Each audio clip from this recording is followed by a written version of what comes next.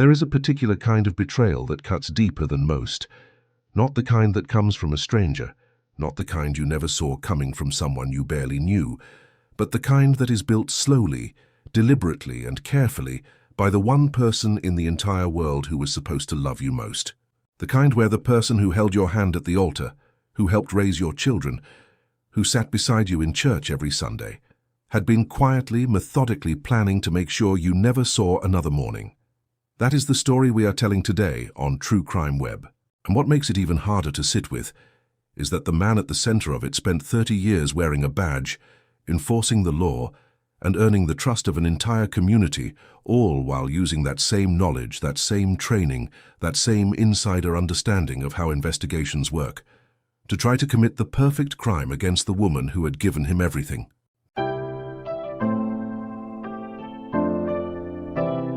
May 8th, 2018 began as an unremarkable Tuesday in Westfield, Massachusetts. Westfield is the kind of town that holds on to people. Families plant roots there and simply stay. The same last names appear on Little League rosters, in church bulletins, on school honor rolls, and on the doors of the police department from one generation to the next. It is tight-knit in the truest sense of the phrase. People know each other, genuinely and deeply, the way you only really know someone when you have watched them grow up, watched their children grow up, and expect to watch their grandchildren do the same. It is exactly the kind of place where what happened on that Tuesday afternoon felt, to the people who lived there, like the ground shifting beneath their feet. 911, the sign is recorded. What's the address of your emergency? Hi, this is Brian Fanion. I'm at North Road. My wife just shot herself. Can you send me some help? All right, Brian, we'll get him right out there, okay? She's gone. Oh, God. Okay, are you sure? Yes. Just after noon, a 911 call came into the Westfield Emergency Dispatch. A man's voice on the line, urgent but controlled, measured in a way that would later feel significant. He identified himself as Brian Fanion, gave his address on North Road, and said that his wife had just shot herself and that he needed help sent immediately. He said she was gone. He apologized. He said the name of God. Westfield Police and Fire responded without delay. When they arrived at the family home, they found 51-year-old Amy Fanion lying on the dining room floor with a single gunshot wound to the right side of her head. Her husband, Brian Fanion, a Westfield police detective of many years' standing, was kneeling beside her on the floor. The scene around them told a story. A spent shell casing on the floor, blood spatter on the window frame between the dining room and the breezeway, a pair of glasses nearby that appeared to carry reddish-brown residue on the lenses. The weapon used was Brian Fanion's own service pistol. Massachusetts State Police Detective Brendan Ohl was called in to assess the scene, and from the moment he looked at the entry wound on Amy's head, something did not sit right with him. He kept that instinct close, said nothing about it publicly, and began his work. To understand why what happened to Amy Fanion matters as deeply as it does, you have to understand who Amy was, because she was not simply a name in a case file. She was a real woman with a real life that was full and warm and genuinely beautiful in all the quiet ways that rarely make the evening news. Amy Jean Hansen was born on June 8, 1966, to Richard Hansen and Patricia Tarrant.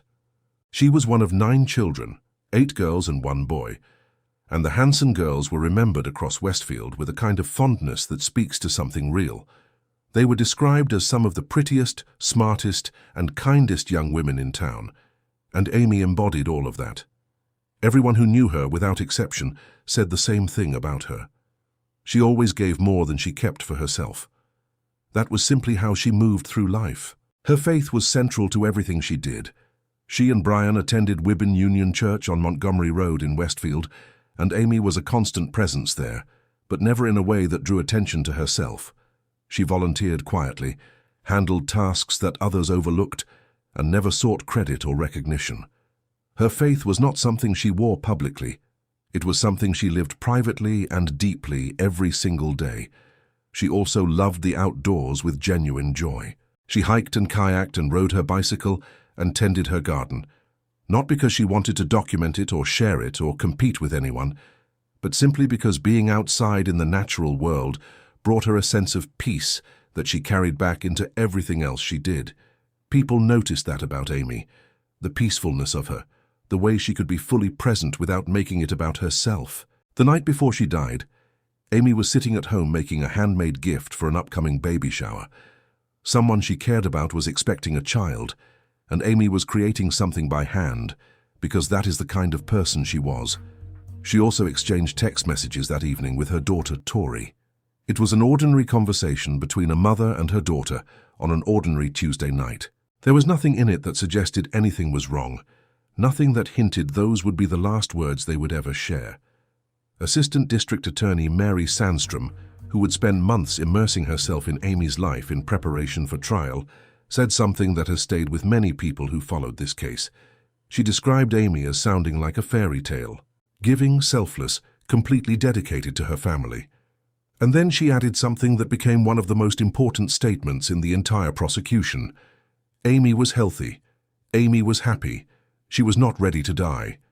And she had absolutely no idea that the man she had spent 33 years building a life with had quietly, carefully, and deliberately begun planning a future that did not include her.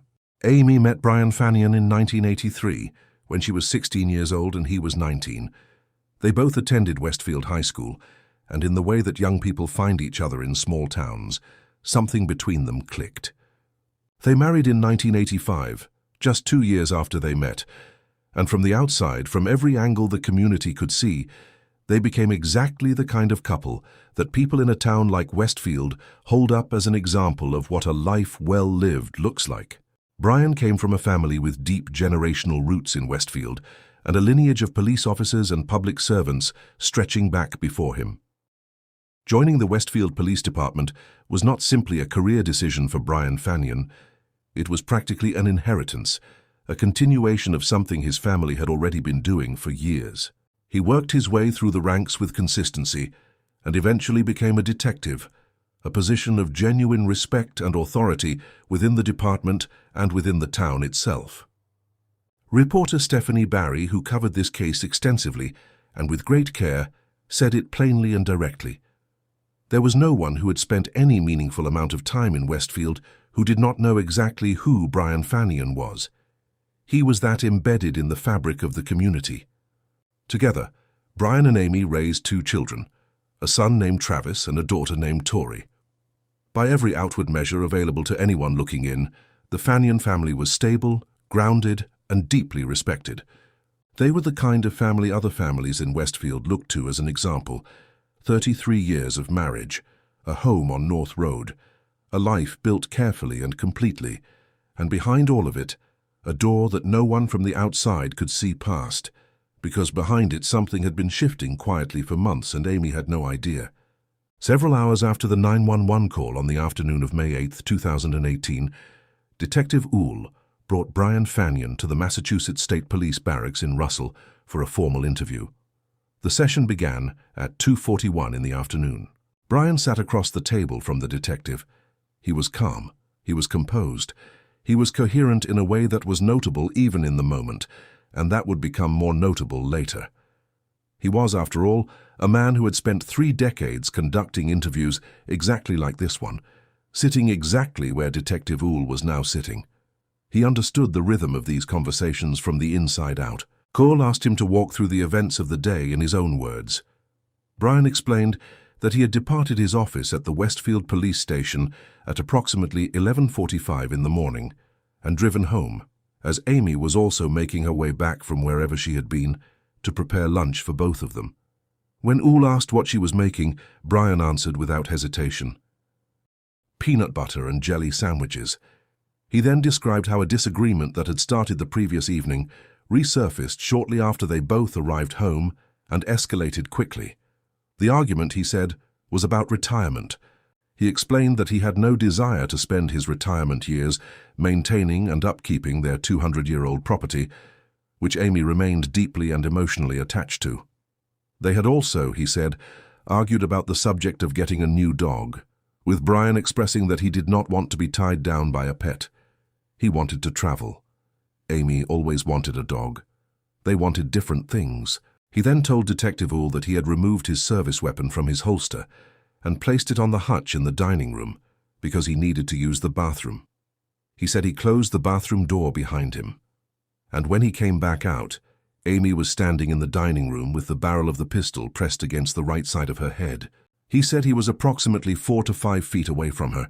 He said he heard her say something along the lines of, "You do not want me around," or "You do not want to be around me." He said he tried to get to her in time. He said he almost made it. He said she was just too quick. At the end of the interview, Ool asked Brian to surrender his phone for data extraction. Brian handed it over without resistance. But just before the recorder was switched off, he added something that no one had asked him to address, something he volunteered entirely on his own. Ool later recalled that moment in precise detail. He said that after he turned off the recorder, Brian looked at him and said, "You are going to see some things on there, and it is not what it appears to be." For Detective Ool, those words landed with weight. That was not the statement of a grieving husband trying to be cooperative. That was a man who already knew what was coming and was trying to get ahead of it. After Brian Fanion surrendered his devices, investigators handed everything over to Detective Tom Forrest of the Massachusetts State Police Cybercrime Unit.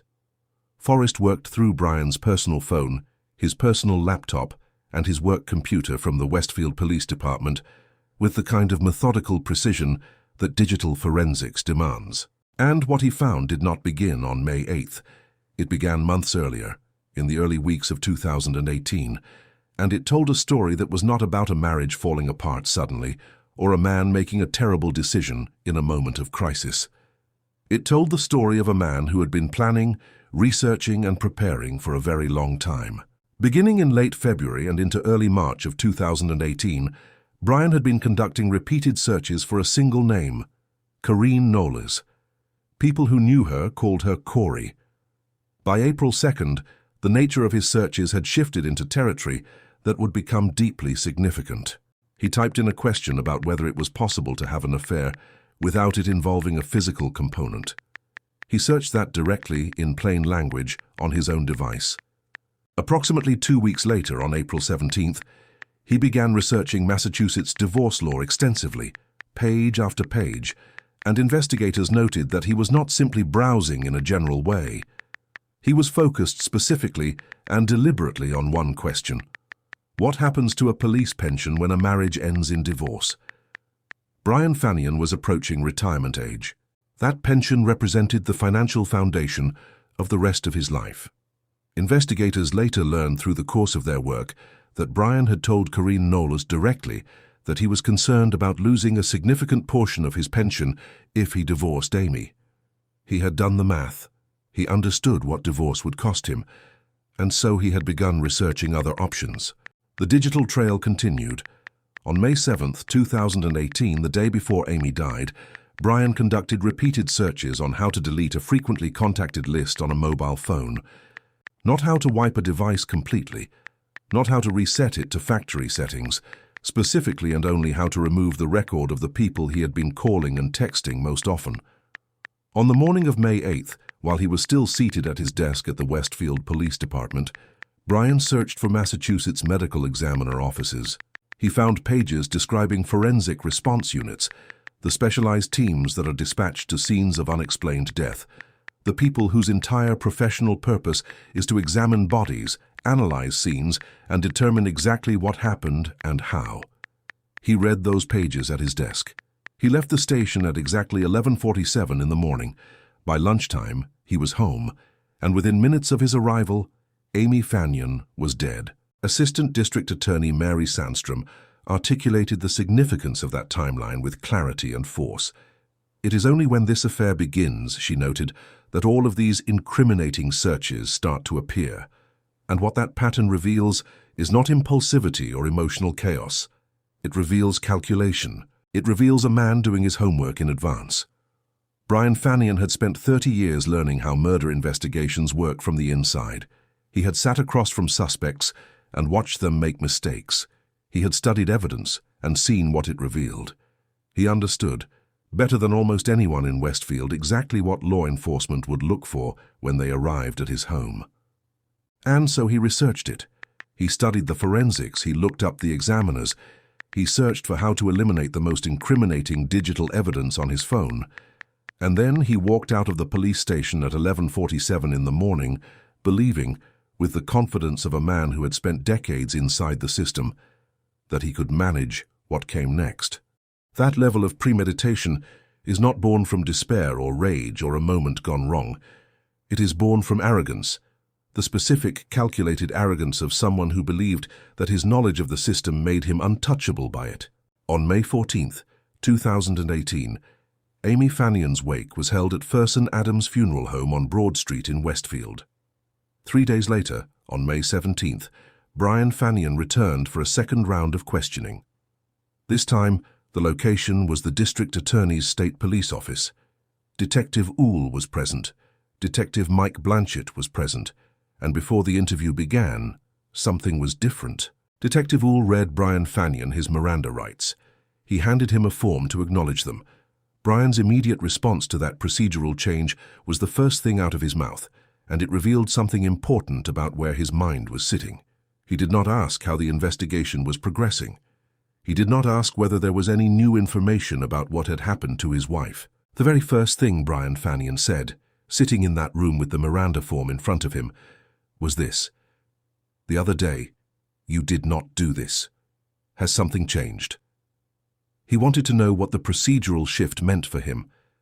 That was the instinct that surfaced first.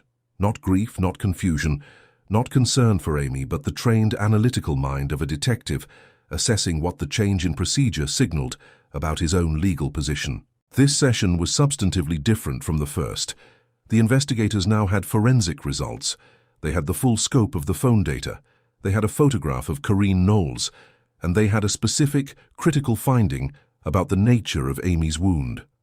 In cases involving a self-inflicted gunshot wound to the head, fired at close range, forensic science consistently produces evidence of gunshot residue and stippling on the skin immediately surrounding the wound. Stippling is caused by the burning particles expelled from the muzzle of a firearm, at close range embedding themselves into the skin. It is a reliable and well-documented forensic indicator of close contact discharge. On Amy Fanion, those indicators were absent. There was no gunshot residue on the wound. There was no stippling. The forensic evidence, examined carefully and professionally, was not consistent with a self-inflicted injury. Detective Ool pressed Brian on this during the interview. Brian held to his story without wavering. He insisted it had happened exactly the way he described it. But the forensics did not agree with him. That same afternoon, while Brian was being interviewed at the state police office, detectives were sitting down with Kareen Knowles across town. Brian had described her to investigators as simply a friend. The thousands of deleted text messages recovered from his phone described something else entirely, a relationship that had moved well beyond friendship. And investigators noted a detail that was almost too stark to absorb. At 12:47 in the afternoon on May 8th, 2018, while Amy Fanion was still lying on the dining room floor of their home on North Road, while first responders were still present inside the house, Brian Fanion had composed and sent a text message to Kareen Knowles. The message read, "Please do not call or text for a while. I will call when I can. Really bad. Pray for my family, please." Amy had been dead for minutes, and Brian Fanion was already, in those first raw moments, managing the situation, protecting himself, controlling the information. That single text message, sent while his wife's body was still warm on the floor of their home, said more about the state of Brian Fanion's heart than any statement he would ever make to investigators. Brian Fanion was formally charged with murder on November 6, 2019, more than 18 months after Amy died. The investigation had been thorough, deliberate, and unrelenting. The following day, Fanion stood in Hampton Superior Court and entered a plea of not guilty. The courtroom was packed. Stephanie Barry was there and described the atmosphere as carrying a kind of shock that simply settled into the room and did not lift.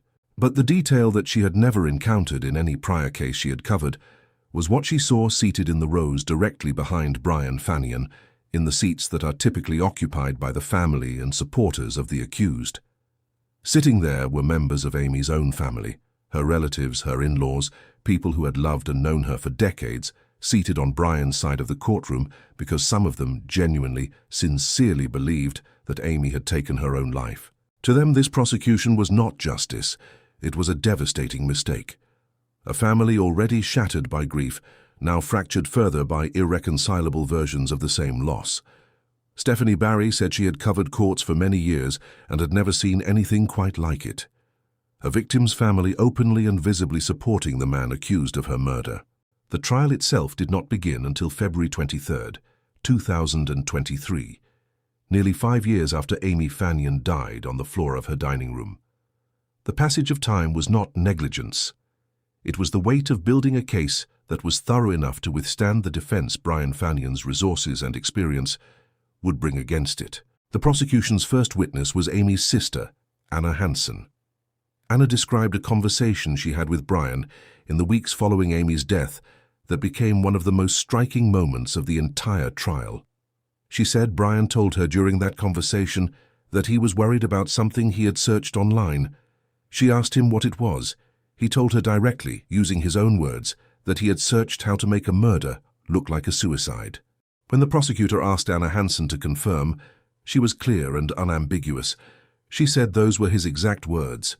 During cross-examination, the defense pointed out that Detective Forrest had not recovered that specific search string on any of Brian's recovered devices. But the conversation had been documented, and it was entered into evidence. Those words had come out of Brian Fanion's own mouth to Amy's sister, and no absence of a search history could undo that. Over the following 2 weeks, the prosecution presented 40 witnesses and built its case layer by layer. Digital evidence, forensic analysis, the affair with Corinne Knowles, the financial motive tied to the pension, the timeline of searches, the gunshot residue findings. All of it laid before the jury with the kind of methodical care that the investigation had always demanded. The defense, led by attorney Jeffrey Brown, countered with an argument centered on Amy's personal history. They presented evidence that Amy had experienced episodes of anxiety and emotional difficulty. They noted entries in her personal diary.